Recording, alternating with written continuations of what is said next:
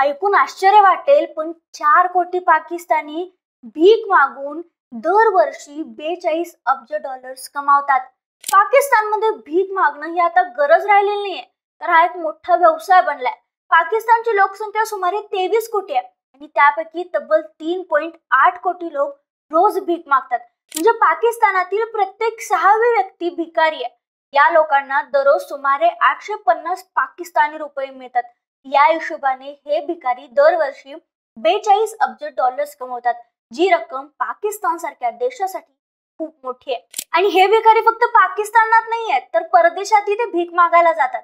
म्हणजे Iraq, Saudi Arabia आणि Iran अशा देशामध्ये धार्मिक यात्रेच्या नावाखाली गेलेले पाकिस्तानी प्रत्यक्षात तिथे रस्त्यावर भीक मागताना सापडले. त्यामुळे पाकिस्तानची इमेज खराब होते. इराक, सौदी अरेबिया या देशांनी तर पाकिस्तान सरकारकडे यावर तक्रार देखील केली आहे. तर मग पाकिस्तान सरकारने अशा हजारो भिकाऱ्यांचे पासपोर्ट रद्द केलेत आणि गेल्या 2.5 वर्षात सुमारे 44,000 पाकिस्तानी भिकारी परत पाठवले गेलेत. पाकिस्तानमधील मोठ्या शहरामध्ये सुमारे 12 लाख मुलं रस्त्यावर भीक मागतात.